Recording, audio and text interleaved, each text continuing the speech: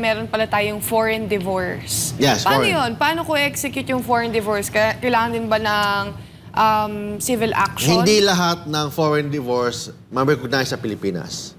Yung foreign divorce is only applicable sa mga mixed marriages. We say mixed marriages, Pilipino ka, nagpakasal ka ng isang foreigner, isang foreigner.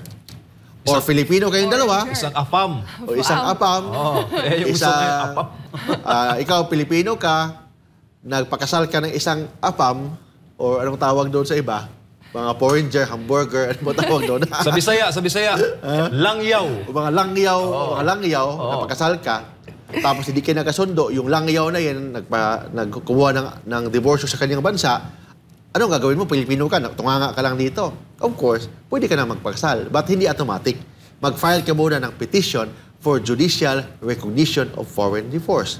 Or if you are Filipino, kayo dalawa Pilipino, nagpakasal kayo sa Pilipinas, then nagpa-naturalize kayo sa ibang bansa, naging American citizen kayo, for example, then kumuha kayo ng divorce sa ibang bansa, yan, pwede yan i-recognize dito sa Pilipinas. Yun ang tinatawag na petition for judicial recognition of foreign divorce. Ano na naman yung mga requirements na dapat kong ihanda para kumuha ko ng petition for foreign divorce? Okay, for example, mag-apply ka ng petition for judicial recognition of foreign divorce. You are a lawyer.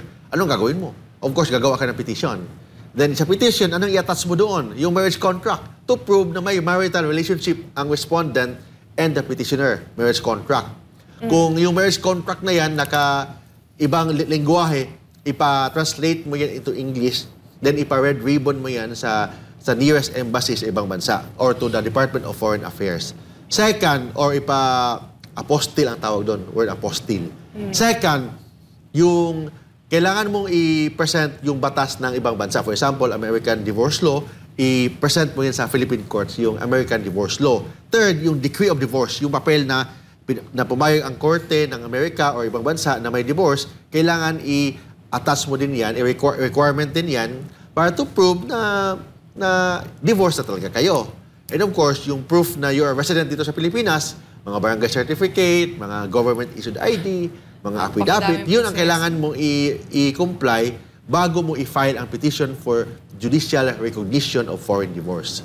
Nako, nakakapagod pala. Ang daming requirements. Daming requirements. Yes, daming requirements. Tapos meron pa yung procedure. After mo isubmit yung requirements, ano naman yung mga proseso niyan? Iba yung petition for judicial recognition of foreign divorce. Iba yung tinatawag na annulment or divorce.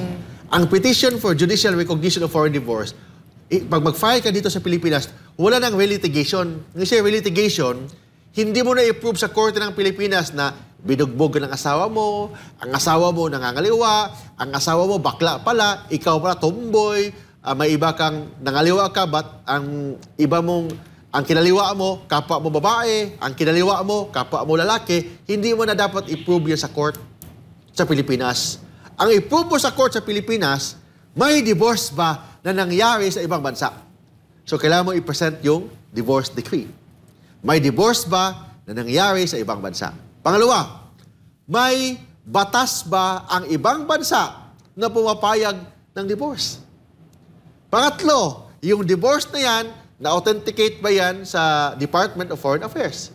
Yun ang kailangan. So, in petition for judicial recognition of foreign divorce, wala nang relitigation. Hindi mo na ipresenta ang grounds of divorce. Ang ipresenta mo lang, may divorce ba na nangyari sa ibang bansa? May batas ba sa ibang bansa na pumapayag ng diborsyo and naka-authenticate ba yan sa Foreign Affairs, Philippine Foreign Affairs, yung mga foreign documents dito sa Pilipinas. Yun lang ang requirements, yun lang ang procedure sa petition for judicial recognition of foreign divorce. To add on that, Kuya Mark, what if naman, kunyari, may isang foreigner tapos Filipina nagpakasal. Tapos itong si foreigner, nag-file siya ng divorce sa abroad. Ano naman yung mangyayari sa Filipina? Ano yung dapat niyang gawin? Kung yung, example, yung asawa mo, apam, nag-divorce yung apam sa ibang bansa, ikaw, Pilipino, anong gagawin mo? Tunganga ka lang? Iyak, mag-iyak. Of course, iyak-iyak, kunwari, kasi in love ka pa sa apam na yan. Minsan, maglasing-lasing, gano'n. Oh, yan. After that, anong status mo? Anong status mo bilang Pilipino kung asawa mo may divorce na sa ibang bansa, anong status mo? Pilipino na iniwan. Single. Sawi sa pag-ibig. Pinagpalit. Taken. Taken, For hindi. granted. Taken for granted. Ikaw, Filipino ka, anong gagawin mo?